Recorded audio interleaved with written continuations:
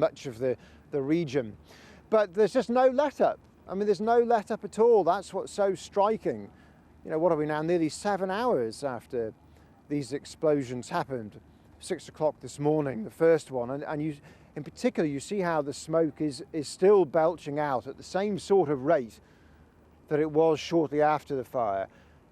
There's also still every now and again a lot of flames come up as if there are sort of mini explosions. There's a warning that there will be some explosions to come for some time, and we were hearing Joanna, with the witness you were talking to, about how there was some talk of perhaps several days of this still carrying on.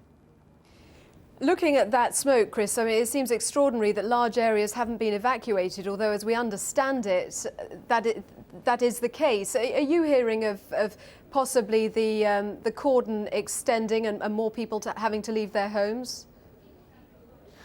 I don't know if it's likely to extend at all. I would have thought it would neither extend or shrink, because nothing's really changing. I mean, that's what's remarkable. You would expect normally this to sort of now be dying down a bit and for there to be a greater sense of control, but there seems to be a great limit to what can be done about this for very obvious reasons.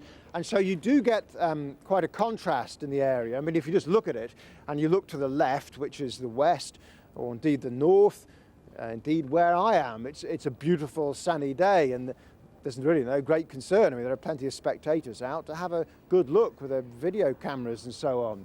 But of course, if you're off to the east underneath it, I mean, you see below the smoke to the east, you can see the houses near where we are underneath the smoke, where although all the windows are shut there, there's no real concern there at all. But certainly if you are in the path of this, the official advice, of course, is fairly obviously keep windows shut and stay indoors as well. What is likely to be happening at the scene? Are the emergency services right on the scene, or are they having to still stay at a little distance from that fire and just try to contain it? Well, it's striking that we are about a mile from the scene for obvious reasons. And so I'm not even sure specifically what the emergency services are able to do, frankly. But certainly it's quite clear there's a limit to what they can do. And hence they expect this to go on for 2, perhaps 3 days, with them, frankly, having little option but to let it happen. I mean, it's been stressed, they say, that there is no danger to people. They say that although people should stay indoors, the smoke isn't actually toxic. And they've also said that there will be further explosions, but there shouldn't be any alarm caused by that. It's a while since we've seen one, but an hour ago there were still large flames licking up a good 100 feet or so within that pool of smoke. It is, however, the smoke which is utterly dominating the scene, and for many miles away, when you look at it from the air, you really do get that sense of the scale of this, of how it's then sort of spreading into a large part of the region. And the meteorologists have been talking about how we have high weather pressure at the moment, high system or high pressure pushing down on the Earth's atmospheric pressure, which keeps it down below. It's like having a sort of lid on it, if you like, stopping it from going up. If there's low pressure, the air can rise further up. That's why you get clouds forming, but there isn't.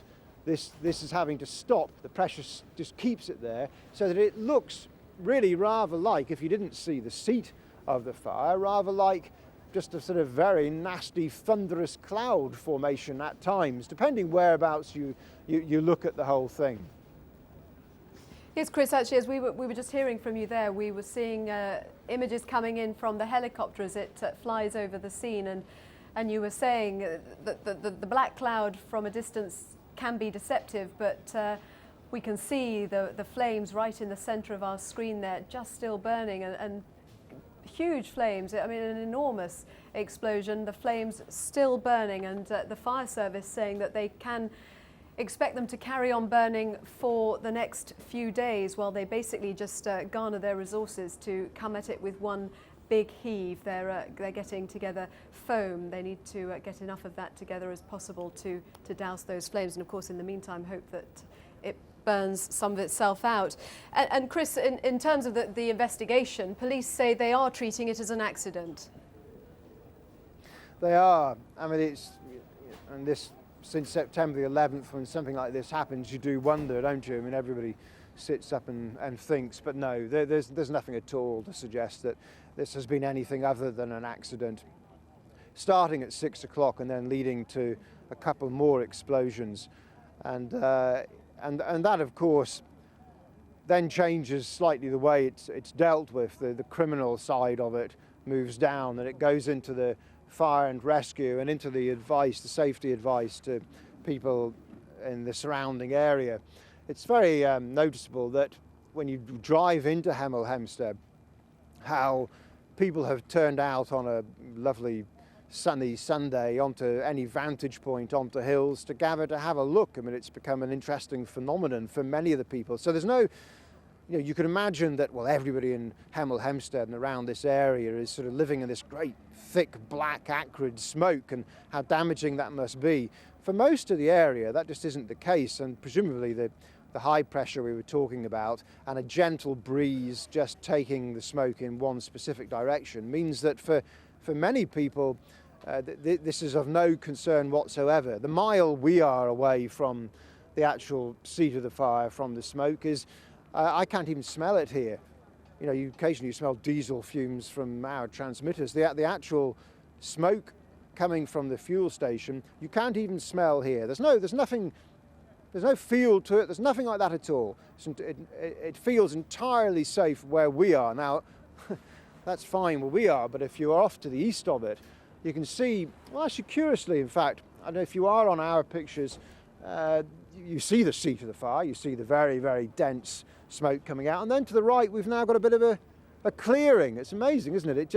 The smoke going up and blue sky underneath, and then when you carry on off to the east there, again back down at low level, like a really deep, thick fog has formed. Now that isn't fog. There is a lot of fog in the region. That isn't. That is as a result of this smoke. Now that is presumably not a very pleasant place to be, and that's where the official advice becomes very relevant indeed, of keeping windows shut and staying indoors, because it doesn't look nice, and it's been like that for hours on end now since this happened. That horrible pea soup feel, and yet amazing how it's in just pockets, and the atmospheric pressure is just, and the heat presumably from the fire and the smoke is just affecting the way everything works. That blue sky, that pocket of blue sky underneath, right next to the actual seat of the fire. Chris, thanks. Well, the picture there really telling the story this morning, and it's now almost 7 hours since the explosions this morning. Let's hear from some residents who awoke to the explosion. I heard a loud rumbling noise, which was followed immediately by a bang which shook the house. It knocked the loft cover down, alarms went off, people were rushing out into the street. Panic, just total panic. The sky was red, the cloud of smoke was just all over the whole of the skyline. Massive explosion, all the windows rattled, net fell off. I wonder what it was. I thought it was a bolt of thunder. Kids got up, neighbour came round, said, have you seen all the flames in the sky? So we had a look and then suddenly realised what it actually was. The fact that nobody's saying anything that's happened makes it seem like it's another attack, but it's only hearsay. There's been no confirmation of exactly what's happened. Obviously we know there's an oil depot and the oil's alight. The smoke's another worry. It'd be nice if someone could come and let us know exactly what's happening or what we should be doing. But at the moment we've just been left to watch the bonfire. Well, that was some eyewitnesses who woke to the noise of the explosions, were woken by the noise of the explosions at 6 this morning. Let's bring you news from Hertfordshire Police. They held a news conference a little earlier. In terms of the facts, what we know is that emergency services were contacted at 6:05 this morning by members of the public following reports of a huge explosion at the terminal. All indications at this stage are that this was an accident. However, clearly we will keep an open mind, as with all investigations, until we can confirm that for certain. We currently have around 100 police officers working at the scene, with higher numbers of fire service personnel also at the scene. As a result of the operation at the scene, we are anticipating that there will be further explosions during the morning, and we want to reassure the public that that is nothing untoward and is now expected. In terms of the site itself, there were a number of staff at the site at the time of the accident, and work is clearly still being undertaken to assess and collate information about their status. However, at this stage, we believe there are around 36 casualties, and I would emphasise that the vast majority of these are not serious injuries,